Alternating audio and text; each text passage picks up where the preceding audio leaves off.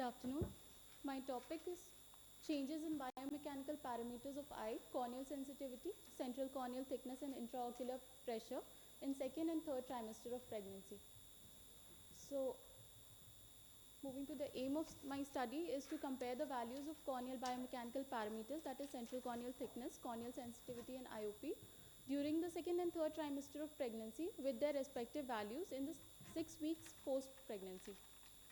So material methods, this is a hospital-based prospective observational study that included patients visiting to obstetric clinic of Katihar Medical College at Katihar, Bihar, and the study was done from August 2021 to July 2022. The study was mildly affected by the third wave of COVID, so we had to increase the margin of error from 5% to 10%, then included the sample size to be 60. So the inclusion and exclusion criteria are pregnant women who agreed to participate in the study were taken in the inclusion criteria. It was only singleton pregnancy was taken, and no known ocular disorders. Exclusion criteria was pregnant women with systemic disease like hypertension, diabetes mellitus, bronchial asthma, thyroid disorder, and hematological or cardiovascular disorder were excluded. Any history of refractive surgery or any ocular surgery was excluded. Any use of topical drugs until 3 months, last 3 months, were excluded, and those who failed to follow up on the second visit post-delivery were excluded. Materials and methods, we did corneal sensitivity by touching a wisp of cotton to 4 quadrants of the cornea. Intraocular pressure was assessed by Goldman applanation tonometer, and for avoiding the circadian variation of errors, 8 a.m. to 4 p.m. time range was taken. Central corneal thickness was measured using an ultrasound pachymetry. Data analysis was done by SPSS version 25, and the changes with 95% confidence and p-values less than equal to 0.05 were considered statistically significant. The results that we found was a majority of the patients were unaware that pregnancy affects their eyes. Even those who knew through doctors, ophthalmologists, or through internet.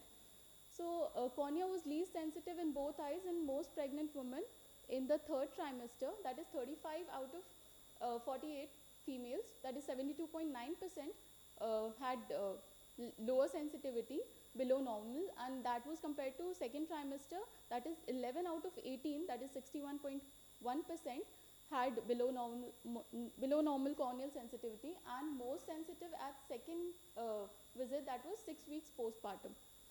Pregnant women in third trimester, that is 39 out of 48, that is 81.25% had higher CCT values above normal, and second trimester 11 out of 18, that is 61.1% had above normal CCT, and compared to postpartum, that is 27 out of 60, 36.6% had above normal.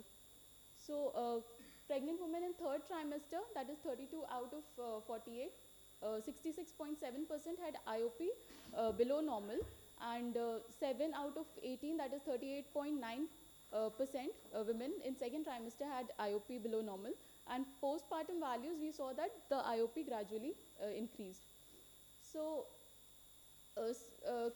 the conclusion that we found was that corneal sensitivity and IOP varied inversely with the gestational duration, with lowest values recorded in the third trimester.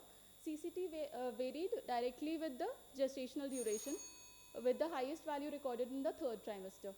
So this is the mean and standard deviation. We also found that simple linear regression with gestational age showed an inverse relationship that was found between CCT and IOP. So as CCT increased, we saw a decrease in IOP. Discussion, we could establish that late trimesters of pregnancy had an impact on corneal biomechanical parameters. That was probably due to the hormonal changes during pregnancy, which peaked in the later trimesters.